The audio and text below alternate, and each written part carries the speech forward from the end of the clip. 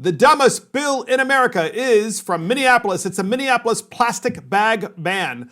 I have no doubt that there are podcast listeners out there who might agree with a plastic bag ban. I think it's stupid.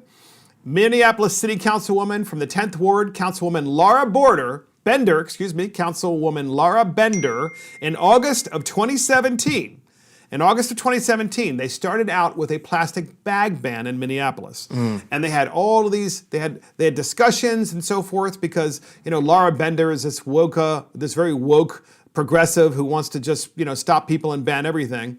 Well, we have a couple clips from this, and you're going to enjoy this because there's a lot more to the story than just a plastic bag ban. Here's the first clip. We've been talking about this in the city of Minneapolis for something like 5 years. It was actually my predecessor in the 10th Ward who first sort of lightly proposed regulations on plastic bags.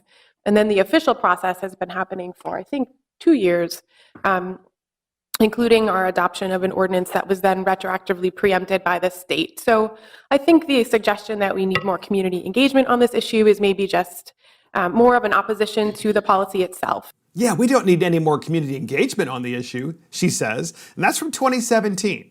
And you might say, well, why are you talking about something from 2017? Because they went ahead and of course they banned plastic bags, but ultimately what happened is the state of Minneapolis, the legislature actually overturned the ability of the local governments to ban plastic bags, which was interesting, right? So it's state versus locals. And so we have a second clip from Laura Bender talking about this, and here it is. We've had years of community engagement about this issue and already voted on it as a body. Again, we're having to go back and adjust our own local control issues because of preemption by Republicans in the state legislature who listened to the plastic bag lobby and, again, took away our local control over an ordinance that we had already passed. So I think, again, the sort of procedural suggestion that we would need more community engagement before voting on this, I think maybe just is in opposition to the underlying policy itself. So in other words, those bad Republicans in the state legislature stopped the Minneapolis City Council and its mayor from banning plastic bags because the Republicans overturned their ability to do that because of the plastic bag lobby. Have you ever met a plastic bag lobbyist, Sam? Yeah, that would be a first. What's really funny, too, is amidst this coronavirus crisis, other states such as California are actually talking about reversing the plastic bag ban. Why? The reason we use plastic bags in the first place is because alternatives such as paper bags use a ton of energy to produce. So what people started doing is they started using reusable bags. However, the big issue with reusable bags is they're huge carriers of pathogens, such as the coronavirus. Yes, they get dirty. So obviously, plastic bags are incredibly disposable, very easy to use, they're super cheap, and perfect for a time like this. That's awesome. What do you think? Come on, Squirrel, you probably love the ban.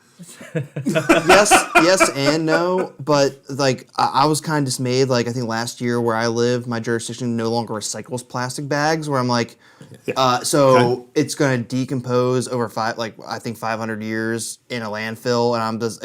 I actually don't know how long it takes, so I'm going to take your word for it. I'm not really sure. It takes a long time, but I think it's 500 years. But basically, it just sits there in a landfill. I just feel very bad just throwing in the trash and it's going to. I'm like, but they're not single use actually, because you could use those little single use plastic bags to put them as a liner in your trash can, especially in bathrooms. Where the trash all the time. You could use them to take your lunch to work. Yes, right. Yes. In fact, you could use them multiple times. I do have a good stash of plastic bags when I need to use them for one-off deals, like small trash litter collectors. But yeah. But even though we've talked about this, and this happened in 2017, and then of course the General Assembly in Minneapolis overturned the ban. Yep. Then Minneapolis City Council just put into effect about a month and a half ago a plastic bag tax.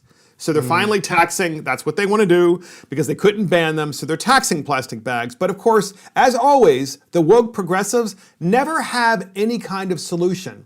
It's always tax or ban. They never have an actual real compostable solution that would make it easier and inexpensive for people to go buy their groceries and buy their stuff, and it just makes sense. Go ahead, Sam. Oh, I mean, that's basically still what I was going to say. That's a regressive tax that the people it affects the most is the poor.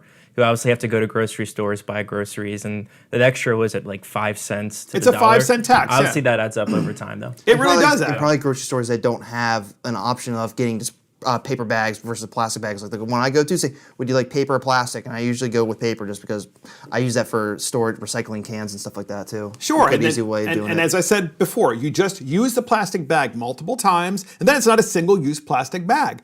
But are there better solutions? I'm sure some inventor out there is going to invent something, so let's create a competition and have someone invent something that's better. But no, woke liberals, woke progressives, it's always about the banning. And to me, that's what people that really have never been in the private sector understand. It's, I'm in government, I'm going to be a Stalinist, I'm going to ban. That's what I'm going to do. Final thoughts on the plastic ban bill and the dumbest bill in America. Gents, come on. I want to hear it. Let's hear it, millennials.